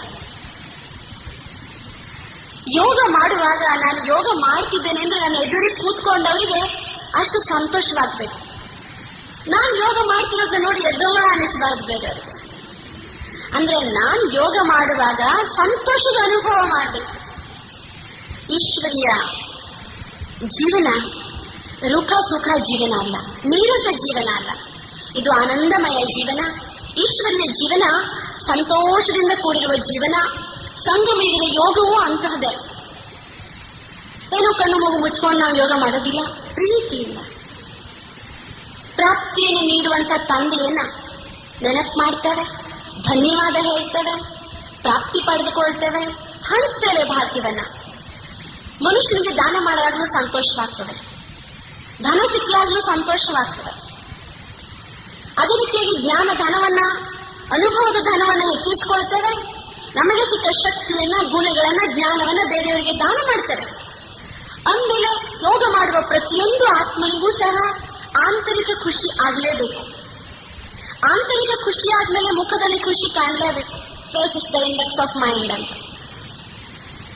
ಮನಸ್ಸಿನಲ್ಲಿ ನಡೆಯುವ ಎಲ್ಲ ಕೋಲಾಹಲವು ಪ್ರತಿಬಿಂಬ ಸ್ಪಷ್ಟವಾಗಿ ಕಾಣಿಸುವುದಲ್ಲಿ ಮುಖದ ಮೇಲೆ. ಅದಕ್ಕೆ ನಾವು ಯೋಗ ಮಾಡುವಾಗ ಆಂತರಿಕ ಸಂತೋಷದ, ಖುಷಿಯ ಅನುಭವ ಮಾಡಬೇಕು. ಅದು ಹೇಗೆ ಸಾಧ್ಯವಾಗ್ತದೆ ಅಂದ್ರೆ, ನಾವು ಆಂತರಿಕ ಸ್ವರೂಪವನ್ನ ಸುಖ ಸ್ವರೂಪವಾಗಿ ಇಟ್ಕೊಂಡಾಗ. ನಾವಿಲ್ಲಿ ಯೋಗ ಮಾಡುವುದು ಸ್ಮಶಾನದ ಶಾಂತಿಯ ಅನುಭವ ಮಾಡುವುದಕ್ಕಾಗಿ ಅಲ್ಲ, ನಾವಿಲ್ಲಿ ಯೋಗ ಮಾಡುವುದು ಸುಖ ಶಾಂತಿಯ ಅನುಭವ ಮಾಡುವುದಕ್ಕಾಗಿ, ಸ್ವೀಟ್ ಸೈಲೆನ್ಸ್, ಮಧುರವಾದ ಶಾಂತಿ ಅನುಭವ ಮಾಡುವುದಕ್ಕಾಗಿ.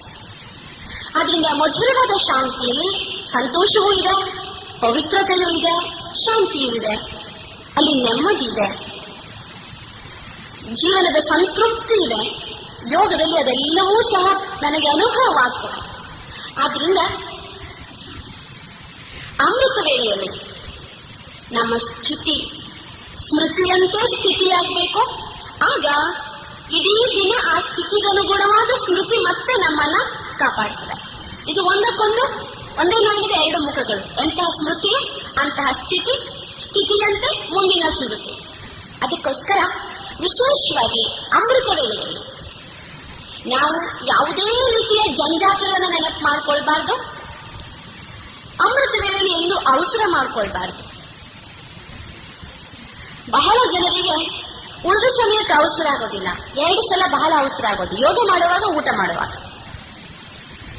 ವಾಸ್ತವಿಕವಾಗಿ 2 ಸಮಯದಲ್ಲಿ ಅವಸರ ಮಾಡ್ಕೊಡ್ದು.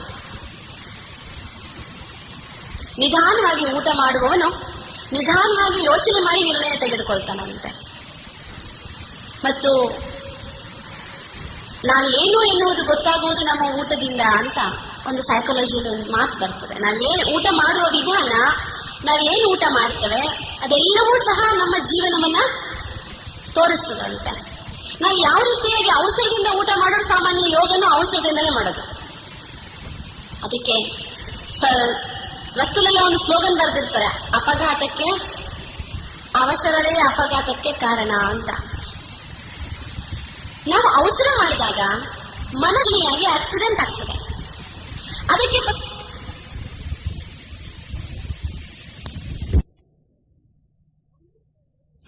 ಅಮೃತ ವೇಳೆಯಲ್ಲಿ ನಾವು ಮಾಡುವ ಯೋಗ ಯಾವುದೇ ರೀತಿಯ ಜಂಜಾಟಗಳಿಂದ ಕೂಡಿರದೆ, ಅಥವಾ ನಾನು ಈ ಸ್ಥಿತಿನ ತಲುಪಬೇಕು ಅಂತ ಅವಸರದಿಂದ ಹೋಗಿ ಫೇಲ್ ಆಗಿ ನಿರಾಶರಾಗುವುದಕ್ಕೆ ಬದಲಾಗಿ ಒಂದು ಟಾರ್ಗೆಟ್ ಇಟ್ಕೊಳ್ಳಿ. ನಾನು ಈ ಸ್ಥಿತಿಯನ್ನು ತಲುಪಬೇಕು. ಉದಾಹರಣೆಗೆ ನಾನು ಆತ್ಮ ಪವಿತ್ರ ಸ್ವರೂಪಿ ಎನ್ನುವುದನ್ನು ಅನುಭವ ಮಾಡಬೇಕು. ಇವತ್ತಾಗಲಿಲ್ಲ, ಬೇಸರ ಬೇಡ, ನಾಳೆ ಮಾಡಿ, ಮತ್ತೆ ನಾಳಿದ್ದು ಮಾಡಿ, ವಾರ ಆಗಲಿ, 15 ದಿನ ಆಗಲಿ, ನಿರಾಶರಾಗಬೇಡಿ. ಯಾಕೆಂದ್ರೆ ಸಂಗಮ ಯುಗದಲ್ಲಿ ಈಶ್ವರನ ಜೊತೆಗಿನ ಅನುಸಂಧಾನ ಮಾಡುವ ಭಾಗ್ಯ ನಮಗೆ ಸಿಕ್ಕಿದೆ. ಅದರದ್ದು ಎಲ್ಲ ಪ್ರಾಪ್ತಿ ನಮಗಾಗಿಯೇ ಆಗ್ತದೆ. ನಮ್ಮನ್ನು ಬಿಟ್ಟು ಬೇರೆ ಯಾರೂ ಅನುಭವ ಮಾಡೋದಕ್ಕೆ ಸಾಧ್ಯವೇ ಇಲ್ಲ. ನಮ್ಮ ಜೊತೆಗೆ ಯಾರಿದ್ದಾರೆ?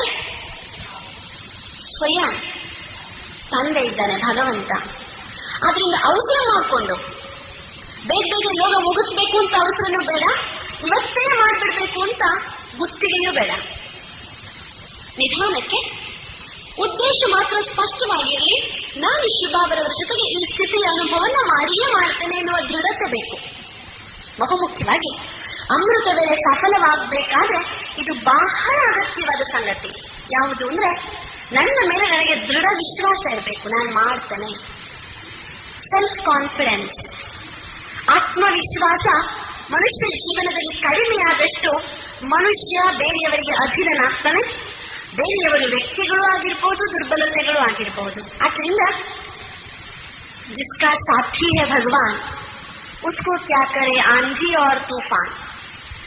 ಜೊತೆಗೆ ಭಗವಂತನಿರುವಾಗ ಬಿರುಗಾಳಿಯೂ ಬಳುವಳಿಯಾಗ್ತದೆ. ಏನೂ ಭಯವಿಲ್ಲ.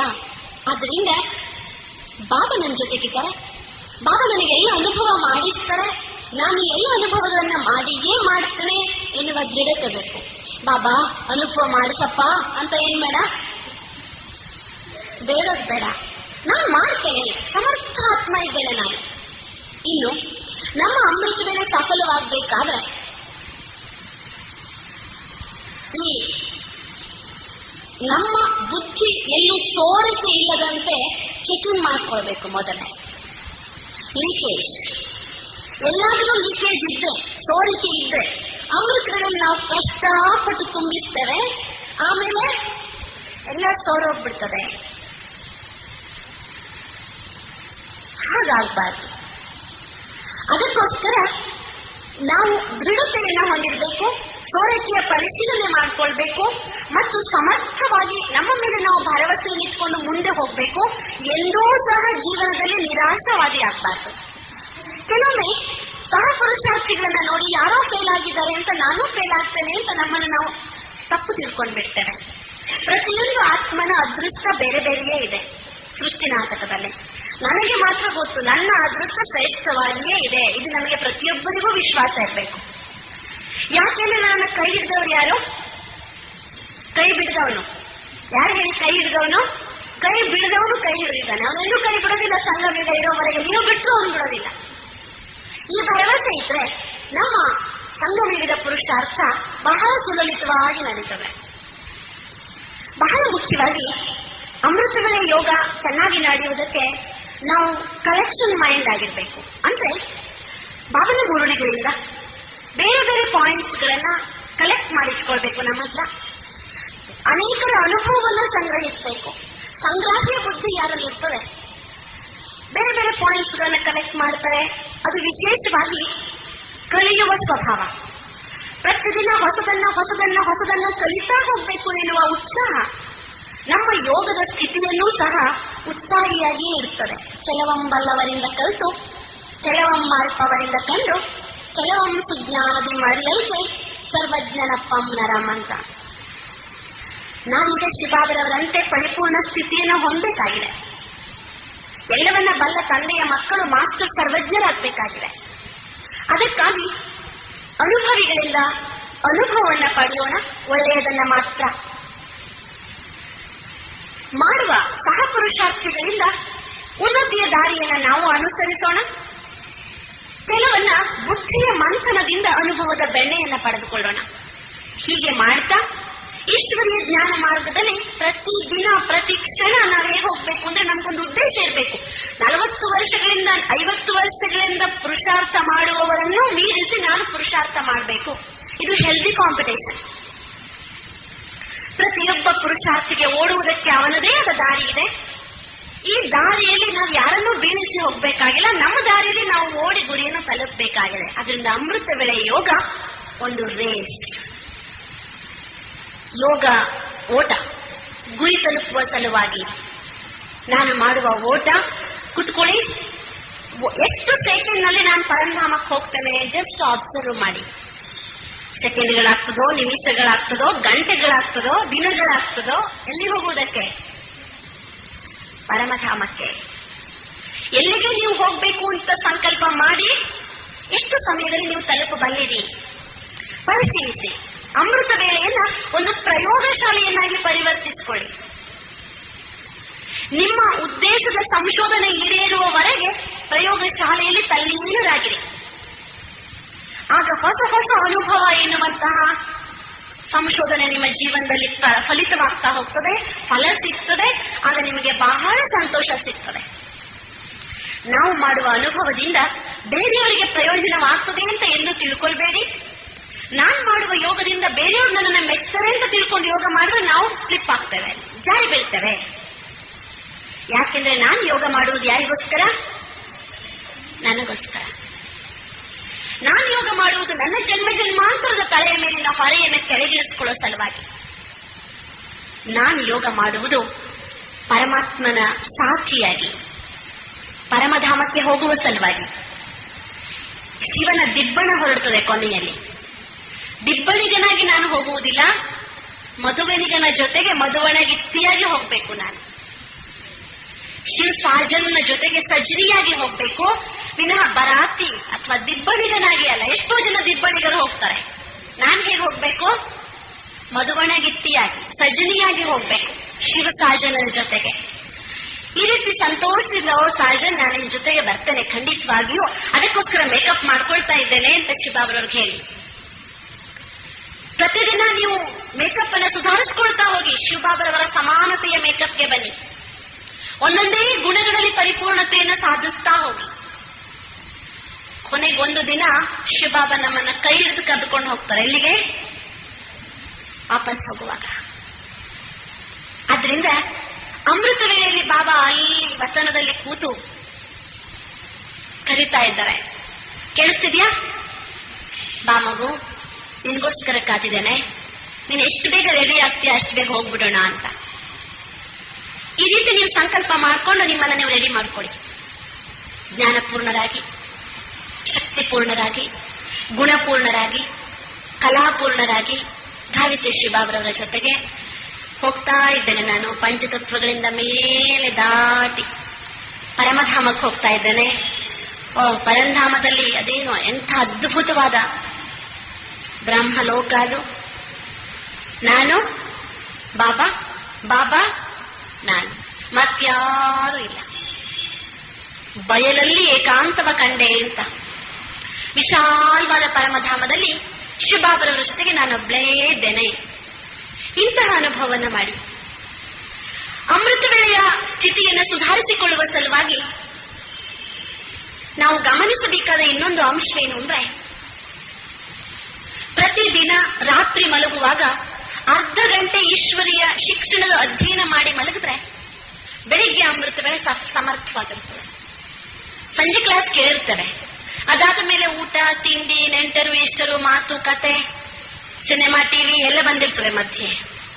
ಅದು ಮುಗಿದ ಮೇಲೆ ಮತ್ತೆ ರಾತ್ರಿ ನಾವು ಮಲಗ್ತೇವೆ ಬಾಬನಿಗೆ ಗುಡ್ ನೈಟ್ ಹೇಳಿ. ಆ ಹೊತ್ತಿಗೆ ಮತ್ತೊಂದ್ಸಲ ಇವತ್ತು ನಾವು ಏನ್ ಕೇಳಿದ್ವಿ, ಬಾಬಾ ಏನ್ ತಿಳಿಸ್ಕೊಟ್ರು ಈ ದಿನ ನಮಗೋಸ್ಕರ, ಈ ದಿನ ಭಗವಂತನ ಮಹಾವಾಕ್ಯಗಳ ಸಾರಾಂಶವೇನು, ರಿವೈಸ್ ಮಾಡಿಕೊಡಿ. ಆ ರೀತಿ ಪ್ರಯತ್ನ ಮಾಡಿ ನೋಡಿ. ಅಮೃತ ವೇಳೆಯಲ್ಲಿ ಎದ್ದ ತಕ್ಷಣ ಬಾಬಾ ನಿಮ್ಮ ಮುಂದೆ ಶಿಕ್ಷಕನಾಗಿರ್ತಾರೆ. ಎದ್ದ ತಕ್ಷಣ ನಿಮಗದೇ ಸ್ಮೃತಿ ಇರ್ತದೆ. ಇಲ್ಲ ಅಂದ್ರೆ ಅಮೃತ ವೇಳೆಯನ್ನ ಇಂಪ್ರೂವ್ ಮಾಡ್ಕೊಳ್ಳೋದಕ್ಕೆ ಇನ್ನೂ ಒಂದು ಬಹಳ ಉತ್ತಮವಾದಂತಹ ವಿಧಾನವೇನು ಅಂದ್ರೆ, ನಾನು ಅಮೃತ ವೇಳೆಯಲ್ಲಿ ವಿಶೇಷವಾದ ಸ್ಥಿತಿಯನ್ನು ಅನುಭವ ಮಾಡುವ ಸಲುವಾಗಿ ಬಾಬರವರ ಮಡಿಲಿಗೆ ಈಗಲೇ ಹೋಗ್ತಾ ಇದ್ದೇನೆ, ಬಾಬರವರ ಮಡಿಲಲ್ಲಿಯೇ ನಿದ್ದೆ ಮಾಡ್ತೇನೆ ಅಂತ ಅಂದ್ಕೊಂಡು ಮಲಗಿ. ಏಳುವಾಗ ಎಲ್ಲಿ ಕಂಡ್ಬಿಡ್ತೇವೆ? ಮಡಿಲಿನಲ್ಲಿ. ಪ್ರಯತ್ನಶೀಲರಾದಾಗ ಸಫಲತೆಯನ್ನ ಬಹಳ ಸುಲಭವಾಗಿ ನಾವು ಪಡೆದುಕೊಳ್ಬಹುದು. ಬಹಳ ಮುಖ್ಯವಾಗಿ ಸಂಗಮ ಯುಗದ ಕಲಿಕೆಗೆ ಪೂರ್ಣ ವಿರಾಮವಿಲ್ಲ, ಅದೊಂದು ನೆನಪಿರ್ಲಿ ನಿಮ್ಗೆ. ನನಗೆಲ್ಲ ತಿಳಿದು ಬಿಡ್ತು ಅಂತ ಯಾವುದನ್ನ ತಿಳಿದುಕೊಳ್ತೇವೋ ಆವತ್ತಿನ ದಿನ ನಾವು ಮೂರ್ಖರಾದ್ವಿ ಅಂತ ಅರ್ಥ. ಎಲ್ಲವನ್ನ ತಿಳಿದುಕೊಂಡವರು ಈ ಧರಣಿಯಲ್ಲಿ ಉಳಿಯೋದಿಕ್ ಸಾಧ್ಯವಿಲ್ಲ. ಈ ಧರಣಿಯಲ್ಲಿ ಇದ್ದೇವೆ ಅಂದ್ರೆ ನಾವು ತಿಳ್ಕೊಳ್ಬೇಕಾದದ್ದು ಇನ್ನೂ ಬಹಳಷ್ಟಿದೆ. ಹಾಗಾದ್ರೆ ನಮ್ಗೆ ಈಶ್ವರೀಯ ಜ್ಞಾನ ಅರ್ಥವಾಗಿಲ್ಲ ಅಂತಾನೆ. ಹಮ್ ಜಾನ್ತೆ ಬಹುತ್ ಕುಚ್ ಹೈ, ಸಮಜ್ತೆ ಬಹುತ್ ಕಮ್ ಹೈ ಅಂತ. ಬಹಳಷ್ಟು ವಿಷಯಗಳು ನಮ್ಗೆ ಗೊತ್ತು, ಆದ್ರೆ ಎಷ್ಟೋ ವಿಷಯಗಳು ನಮ್ಗೆ ಅರ್ಥವಾಗಿಲ್ಲ. ಅರ್ಥವಾಗುವುದು ಬೇರೆ, ಗೊತ್ತಿರೋದು ಬೇರೆ. ಆದ್ರಿಂದ ನಾವೆಲ್ಲರೂ ಸಹ ಈಶ್ವರೀಯ ಜ್ಞಾನವನ್ನ ಅರ್ಥ ಮಾಡಿಕೊಳ್ಬೇಕು.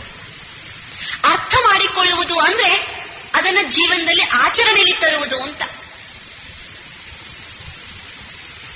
ಅರ್ಥವಾಗಿಲ್ಲ ಅಂದ್ರೆ ನಾವು ಅದನ್ನ ಜೀವನದಲ್ಲಿ ಆಚರಣೆಯಲ್ಲಿ ತಂದಿಲ್ಲ. ಎಷ್ಟೋ ಬಾಬರವರ ಮಾತು ನಾವು ಜೀವನದಲ್ಲಿ ಪಾಲಿಸ್ತೇವ? ಪಾಲಿಸಕ್ಕಾಗ್ತಿಲ್ಲ ನಮ್ಮ ಕೈಯಲ್ಲಿ ಅಂದ್ರೆ ಅದು ನಮ್ಮ ಮನಸ್ಸಿಗೆ ಮುಟ್ಟಿಲ್ಲ. ಅದಕ್ಕೋಸ್ಕರ ಪ್ರತಿದಿನ ಬಾಬರವರ ಮಹಾವಾಕ್ಯದಲ್ಲಿ ಎಷ್ಟು ವಿಷಯ ನನಗೆ ಅರ್ಥವಾಯಿತು ಎನ್ನುವುದನ್ನು ನಾವು ಪರಿಶೀಲಿಸ್ತಾ ಹೋಗ್ಬೇಕು, ಬರೆದಿಡ್ತಾ ಹೋಗ್ಬೇಕು. ಇದಿಷ್ಟು ನನಗೆ ಇವತ್ತು ಮನವರಿಕೆ ಆಯ್ತು ಅಂತ. ಬಹಳ ಮುಖ್ಯವಾಗಿ ನಮ್ಮ ಶಿಕ್ಷಕರು ನಾವೇ ಆಗ್ಬೇಕು, ನಮಗೆ ನಾವೇ ಶಿಕ್ಷೆ ಕೊಟ್ಕೊಳ್ಬೇಕು. ಅಮೃತ ವೇಳೆ ಯೋಗ ಸರಿಯಾಗಿರ್ಲಿಲ್ಲ ಅಂದ್ರೆ ಇನ್ನೊಂದು ತಾಸು ದಿವಸದಲ್ಲಿ ಹಗಲೆಲ್ಲ ಹೆಚ್ಚಿಗೆ ಯೋಗ ಮಾಡಿ. ಅಮೃತ ವೇಳೆ ಯೋಗ ಸರಿಯಾಗಿರ್ಲಿಲ್ಲ ಅಂದ್ರೆ ಯಾವುದೋ ರೀತಿಯಿಂದ ಅದು ನೆನಪಿರುವಂತೆ, ನಾನಿವತ್ತು ಅಮೃತ ವೇಳೆಯಲ್ಲಿ ಯೋಗ ಸರಿ ಮಾಡಲಿಲ್ಲ ಅನ್ನೋದು ನೆನಪುಳಿಯುವಂತೆ ಏನಾದ್ರೂ ಬೇರೆದನ್ನ ಮಾಡಿ. ನಾಳೆ ಅಮೃತ ವೇಳೆ ಸರಿಯಾಗ್ತದೆ. ಢೀಲ ಬಿಟ್ಬಿಡ್ಬೇಡಿ. ಬಹಳ ಮುಖ್ಯವಾಗಿ ನಮ್ಮ ಜೀವನದ ಅಮೃತ ವೇಳೆ ಸರಿಯಾದ್ರೆ ಉಸುಕಿನ ಬುನಾದಿಯ ಮೇಲೆ ಕಟ್ಟಿದ ಮನೆ ಬಹುಕಾಲ ಭದ್ರವಾಗಿ ನಿಲ್ಲೋದು ಸಾಧ್ಯವೇ ಇಲ್ಲ. ಅಮೃತ ವೇಳೆ ಯೋಗವಿಲ್ಲದೆ ಬದುಕಿದ ಬ್ರಾಹ್ಮಣರು ಸಂಗಮ ಯುಗದುದ್ದಕ್ಕೂ ಉಳಿದ್ರೂ ಸಹ ಅವರ ಭವಿಷ್ಯ ಮಾತ್ರ ಶೂನ್ಯ.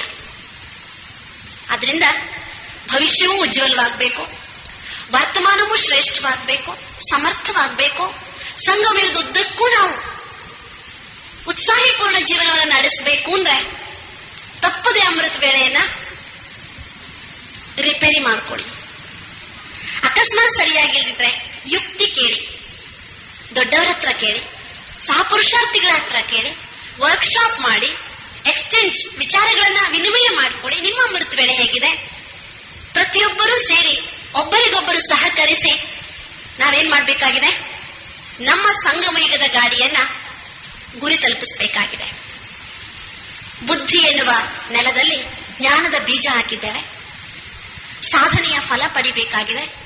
ಯೋಗದ ನೀರೆರಿಬೇಕು. ಅದಕ್ಕೆ ಯಾವಾಗಲೂ ಗಿಡಕ್ಕೆ ನೀರೆರಿಯುವಾಗ ಬೆಳಗಿನ ಹೊತ್ತು ಶ್ರೇಷ್ಠ. ನೀವು ಸಂಜೆ ನೀರು ಹಾಕಿದ್ರೆ ನೆಲ ಕಾದಿರ್ತದೆ, ನೀವು ಹಾಕಿದ ನೀರೆಲ್ಲ ನೆಲ ಹೀರ್ಕೊಡ್ತದೆ, ಗಿಡಕ್ಕೆ ಬಹಳ ಕಡಿಮೆ ಸಿಗ್ತದೆ.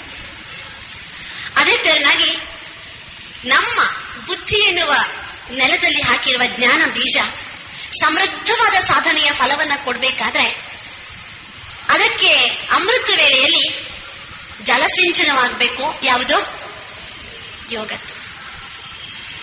ಎಷ್ಟು ಯೋಗದ ಜಲ ಸಿಂಚನವಾಗಬೇಕು. ಯೋಗದ ಜಲ ಹುಯ್ಯೋದಲ್ಲ, ಕೊಡಗಟ್ಲೆ ಸುರಿಯೋದಲ್ಲ, ಸಿಂಚನವಾಗಬೇಕು. ಅದಕ್ಕೆ ಅಂದ್ರೆ ಅಷ್ಟು ಸಹನೆಯಿಂದ ಒಂದೊಂದು ಎಲೆಗೂ ನೀರು ಸಿಗುವಂತೆ ಬುಡಕ್ಕೆ ನೀರು ಹನಿಸ್ಬೇಕು.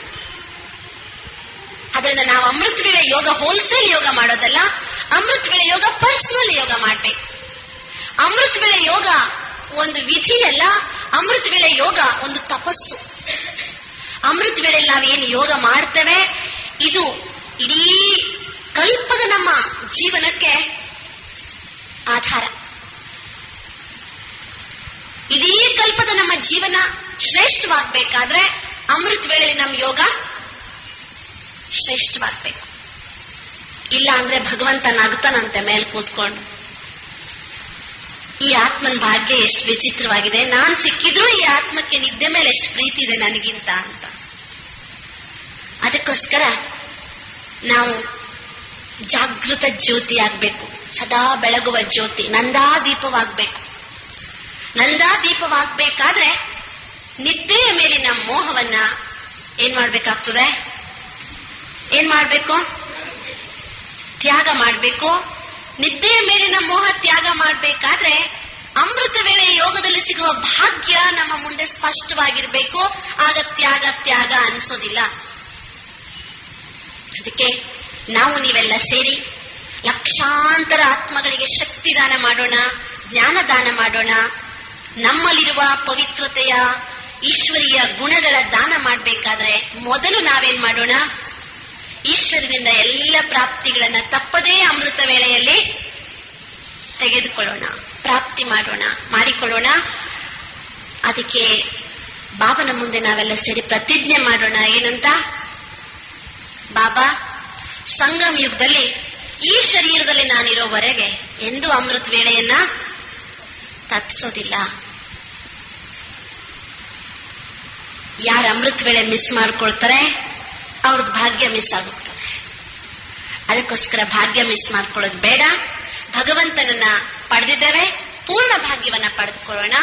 ಅಮೃತ ವೇಳೆಯನ್ನ ಶ್ರೇಷ್ಠ, ಸಫಲ, ಯಶಸ್ವಿಯಾಗಿ ಪೂರ್ಣ ಪ್ರಾಪ್ತಿಯೊಂದಿಗೆ ಸಮರ್ಥವಾಗಿ ನಾವು ಅಮೃತ ವೇಳೆಯ ಎಲ್ಲ ಲಾಭವನ್ನ ಪಡೆದುಕೊಳ್ಳೋಣ. ಒಳ್ಳೆಯದು. ಓಂ ಶಾಂತಿ.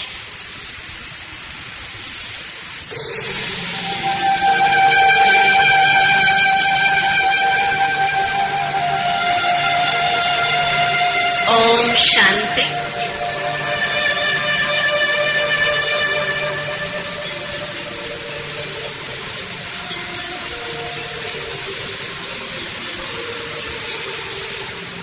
ಆತ್ಮನಾದ ನಾನು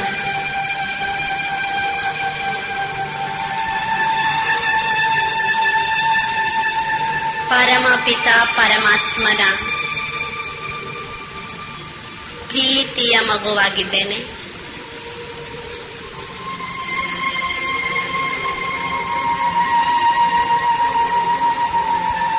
ಶಿವಬಾಬಾರವರ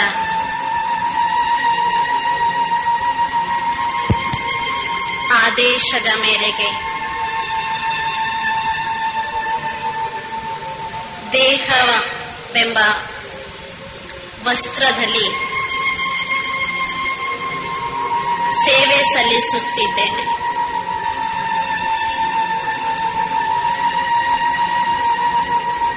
ನಾನು ಆತ್ಮ ಈ ದೇಹದಿಂದ ಸಂಪೂರ್ಣ ಭಿನ್ನವಾದ ಕ್ರಿಯಾತ್ಮಕ ಶಕ್ತಿಯಾಗಿದೆ.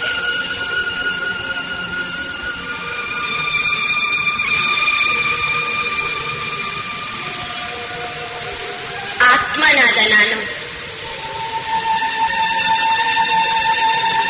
ಈ ದೇಹವೆಂಬ ಕುಟೀರದಲ್ಲಿರುವ ನಂದಾದೀಪವಾಗಿದ್ದೇನೆ. ಚೈತನ್ಯ ಜ್ಯೋತಿ ಸ್ವರೂಪಿಯಾದ ನಾನು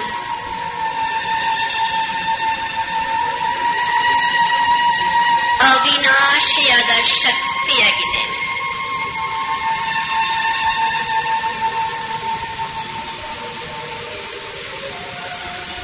ಭ್ರುಕುಟಿಯ ಮಧ್ಯೆ ಹೊಳೆಯುವ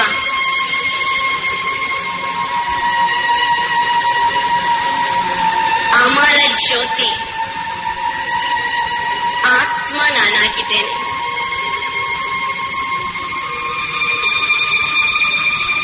ನಾನು ಆತ್ಮ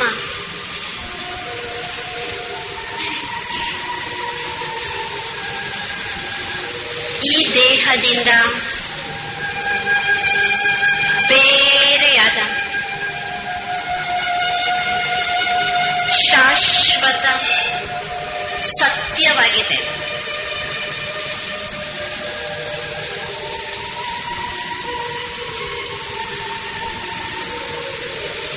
ಮನಸ್ಸು, ಬುದ್ಧಿ, ಸಂಸ್ಕಾರಗಳಿಂದೊಡಗೂಡಿದ ಚಾಲಕ ಶಕ್ತಿ ನಾನು ಆತ್ಮನಾಗಿದ್ದೇನೆ. ನಾನೀಗ ರೂಪದಲ್ಲಿ ಬಿಂದು ಗುಣ ಸಿಂಧುವಾದ ಅವಿನಾಶಿ ತಂದೆ ಶಿವ ತಂದೆಯೊಡಗೂಡಿ ನನ್ನ ಮನೆಯಾದ ಪರಮಧಾಮಕ್ಕೆ ಪ್ರಯಾಣ ಬೆಳೆಸಿದ್ದೇನೆ. ನನ್ನಂತೆಯೇ ರೂಪವಿದ್ದರೂ ಸರ್ವಶಕ್ತಿವಂತನು, ಸರ್ವಜ್ಞನು, ಅಭೋಕ್ತನು, ಅಯೋನಿಜನೂ ಆದ ಅವಿನಾಶಿ ತಂದೆ ನನ್ನನ್ನು ತನ್ನೊಟ್ಟಿಗೆ ಕರೆದೊಯ್ಯುತ್ತಿದ್ದಾರೆ. ಸೂರ್ಯ, ಚಂದ್ರ, ತಾರಾಗಣಗಳಿಗಿಂತ ಮೇಲೆ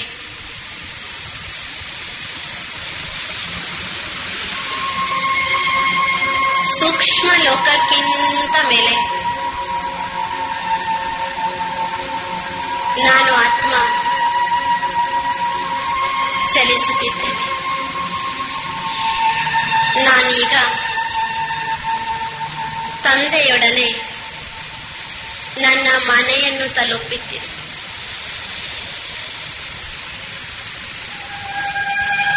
ಸ್ವಯಂ ಪ್ರಕಾಶಿತವಾದ ಹೊಂಬಣ್ಣದಿಂದ ಕೂಡಿದ ಸುಂದರ ಲೋಕ ನನ್ನ ನಿಜ ಮನೆ, ಮೂಲ ಮನೆ, ಶಾಂತಿಧಾಮ. ಶಾಂತಿ ಸಾಗರ ತಂದೆಯೊಡನೆ ಶಾಂತಿಧಾಮದಲ್ಲಿ ನಾನು ಆತ್ಮ ಶಾಂತ ಸ್ವರೂಪಿಯಾಗಿ ಜ್ಯೋತಿ ಸ್ವರೂಪಿಯಾದ ನಾನು ಜ್ಯೋತಿ ಲೋಕದಲ್ಲಿ ಜ್ಯೋತಿರ್ಬಿಂದು ತಂದೆಯೊಡನೆ ಉಪಸ್ಥಿತಳಿದ್ದೆ. ನಾನು ಆತ್ಮ ಸಂಪೂರ್ಣ ಶಾಂತಿಯ, ಸಂಪೂರ್ಣ ಮುಕ್ತಿಯ ಅನುಭವ ಮಾಡುತ್ತಿದ್ದೇನೆ. ಆನಂದ ಸಾಗರನ ಒಡನಾಟದಲ್ಲಿ ಸಂಪೂರ್ಣ ಆನಂದಮಯವಾಗಿದ್ದೇನೆ. ಪರಮಧಾಮದಲ್ಲಿ ಪರಮಪಿತನ ಸನ್ನಿಧಾನದಲ್ಲಿ ಪರಮಾನಂದ ಸ್ವರೂಪಿಯಾಗಿದ್ದೇನೆ. ಈ ಆನಂದದ, ಶಾಂತಿಯ, ಪವಿತ್ರತೆಯ ಕಿರಣಗಳೊಂದಿಗೆ ನಾನು ಆತ್ಮ ಮರುಪ್ರಯಾಣ ಬೆಳೆಸಿದ್ದೇನೆ.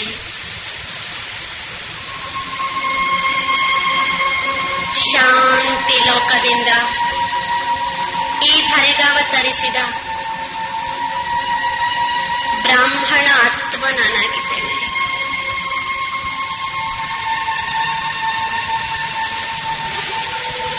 ನಾನು ಆತ್ಮ ಕರ್ಮಯೋಗಿಯಾಗಿದ್ದೇನೆ. ಶಿವ ಸಂದೇಶವನ್ನು ಸಾರಲು ನಾನೀಗ ಬ್ರಹ್ಮಲೋಕದಿಂದ ಅವತರಿಸಿದ್ದೇನೆ. ಈ ಶರೀರದಲ್ಲಿ ಭ್ರುಕುಟಿಯ ಮಧ್ಯೆ ಹೊಳೆಯುವ ಚೈತನ್ಯ ಆತ್ಮ